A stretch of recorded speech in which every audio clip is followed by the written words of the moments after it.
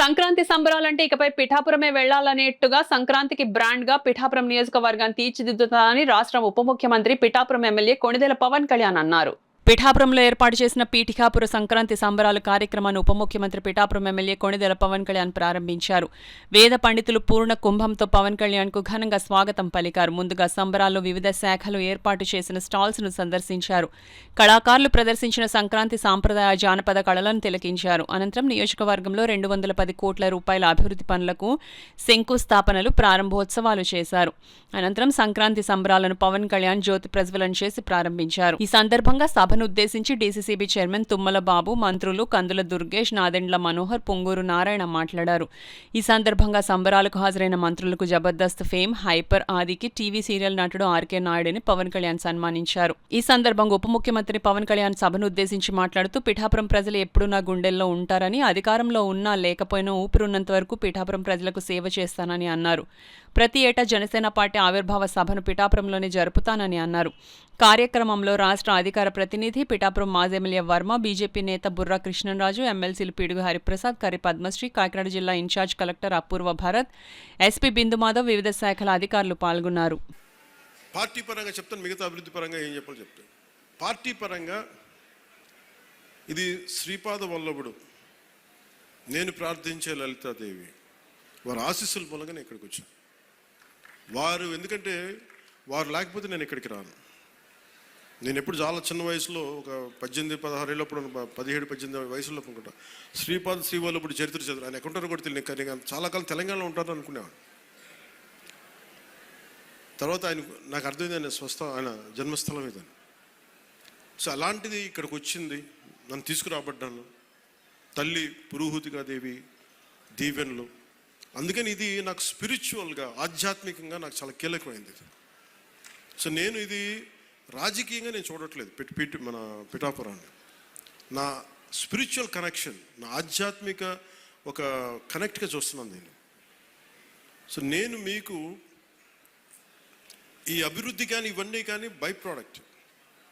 Politics is a by product of my spiritual journey. So అందుకని పిఠాపురం నాకు ఆశీస్సులు, గురువుల ఆశీస్సులతో ఇక్కడికి వచ్చాను నేను. అందుకని నా కోరిక దీన్ని ఒక model నియోజకవర్గంగా తీర్చిదిద్దాను.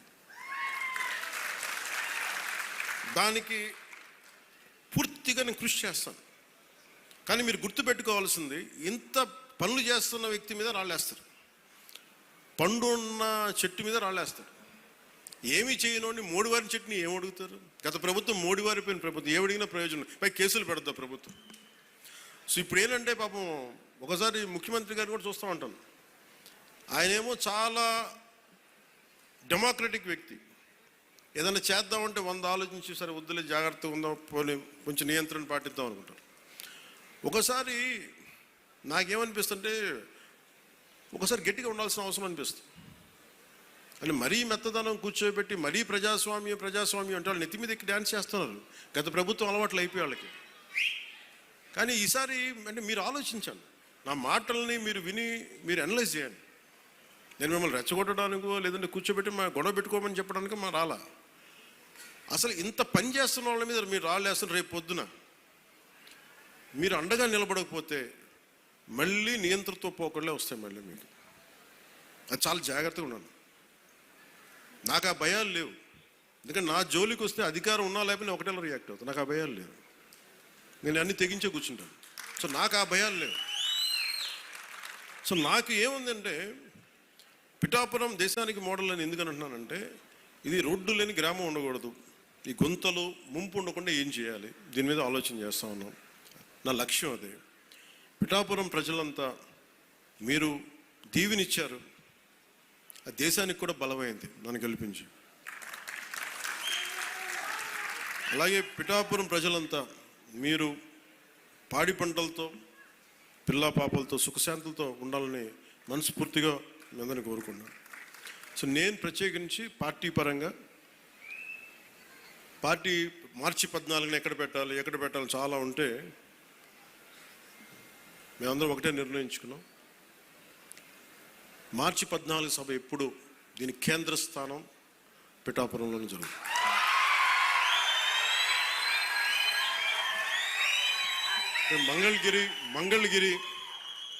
Mangalagiri party administrative headquarters అయితే Janasena ideological headquarters is Peethikapuram.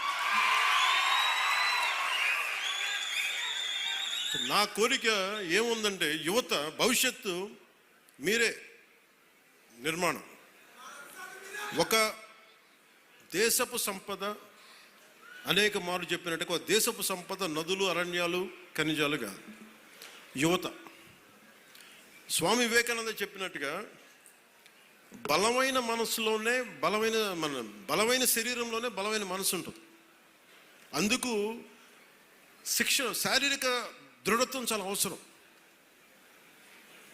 మీరు చూసారు గల్వాన్లో మన చైనాను ఇండియా బార్డర్లో ఫిజికల్గా తుపాకులు కొట్టుకోకూడదు కాబట్టి చేతులతో కొట్టుకున్నారు. అంటే శారీరక బలం చాలా అవసరం, దృఢత్వం. అంటే మనం ఎప్పుడైతే శారీరకంగా మానసికంగా బలంగా ఉంటామో ఇక్కడికి వచ్చి వేరు చేసే వ్యక్తుల్ని మనం దూరంగా పెట్టగలం. మన చూపు చూస్తే వెళ్ళిపోతారు ఎవరైనా సరే. అందుకని నా వ్యక్తిగతంగా నాకు యుద్ధ కళల మీద అమితమైన ఇష్టం. నేను ఒక్కడే నేర్చుకుంటే సరిపోతుంది.